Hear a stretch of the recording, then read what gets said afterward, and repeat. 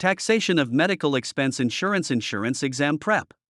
Question 1. Are individual medical expense insurance premiums tax deductible?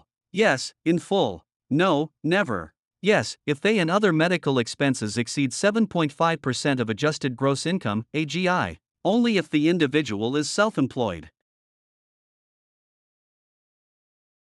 Individuals can deduct medical expenses and premiums that exceed 7.5% of their AGI if they itemize deductions. Question 2. Are benefits received from an individual medical expense policy taxable? Yes, as ordinary income. No, they are tax-free. Yes, subject to capital gains tax. Only if they exceed the cost of care. Benefits received from a personally owned medical expense policy are generally tax-free. Question 3. For an employer, premiums paid for group health insurance for employees are tax-deductible as a business expense, taxable income to the business, not deductible, deductible only for executives. Employers can fully deduct the premiums they pay for group health, dental, and vision insurance as a necessary business expense. Question 4. Are employer-paid health insurance premiums considered taxable income to the employee? Yes. No. Only for highly compensated employees. Only if the employee files single. Employer-paid premiums are a tax-exempt fringe benefit and are not included in the employee's gross income.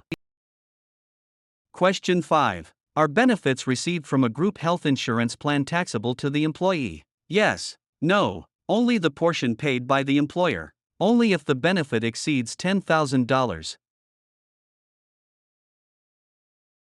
Medical benefits are tax-free because they reimburse actual medical expenses incurred. Question 6. How are sole proprietor health insurance premiums taxed? They are 100% tax deductible above the line. They are not deductible. They are subject to the 7.5% AGI rule only. They are taxed as corporate dividends. Self-employed individuals can deduct 100% of their health insurance premiums from their gross income, reducing AGI. Question 7. If a business buys key person disability insurance, are the premiums deductible? Yes. No. Only if the employee is an owner. Only 50% is deductible.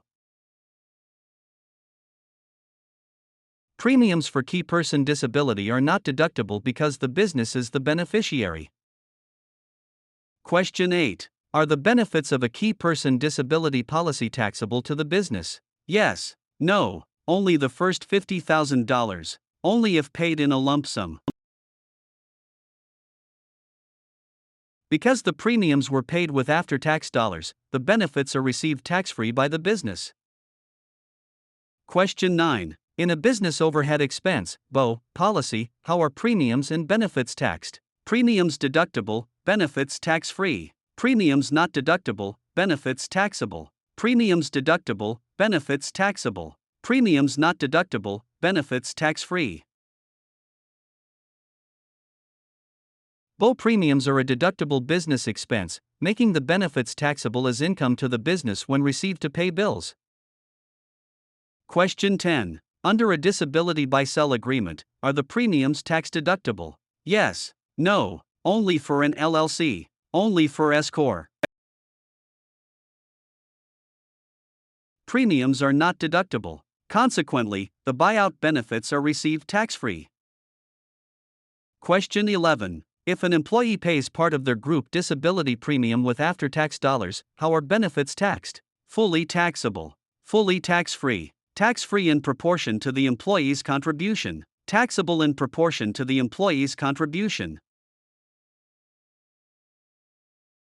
If the employee pays 40% of the premium post-tax, 40% of the disability benefit is tax-free. The employer's 60% portion is taxable.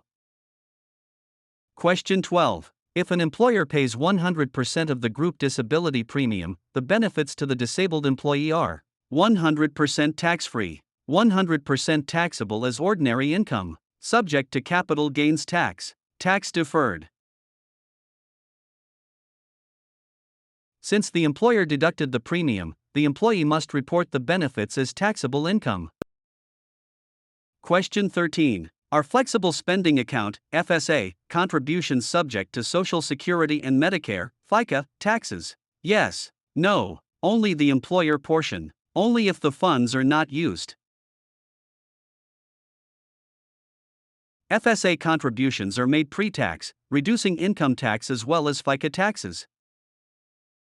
Question 14. What is the tax penalty for non-qualified withdrawals from a health savings account (HSA) before age 65? 10%, 20%, 50%, 0%. Non-qualified HSA withdrawals before age 65 incur income tax plus a 20% penalty. Question 15. For medical savings accounts (MSAs), who is eligible? Any large corporation, self-employed individuals and small businesses, 50 or fewer employees.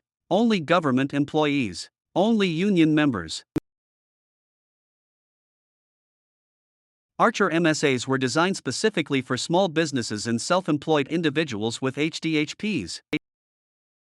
Question 16. Are Medicare Part B premiums tax deductible? No. Yes, subject to the 7.5% AGI threshold. Yes, fully deductible regardless of income. Only for those under age 65. Medicare Part B and D premiums are considered qualified medical expenses and can be deducted if total expenses exceed 7.5% of AGI. Question 17. Are long-term care (LTC) insurance premiums tax deductible? No. Yes, up to certain age-based limits, subject to the 7.5% AGI threshold. Yes, 100% deductible for all ages. Only if the policy is non-tax qualified. Tax-qualified LTC premiums are deductible as medical expenses up to specific IRS limits based on the taxpayer's age. Question 18. Are benefits from a tax-qualified long-term care policy taxable? Yes. No. Generally receive tax-free up to a certain limit. Yes, if the care lasts over a year. Only for nursing home care. Benefits are generally tax-free as long as they don't exceed the actual cost of care or a specific daily IRS limit. Question 19. If a taxpayer receives a settlement for personal physical injury or sickness, how is it taxed? Fully taxable. Tax-free. Taxed at 15%. Subject to AMT. Compensatory damages for physical injury or sickness are excluded from gross income. Question 20. True or false, cosmetic surgery expenses are generally tax deductible as medical expenses? True. False. Elective cosmetic surgery is not considered a qualified medical expense for tax deduction purposes.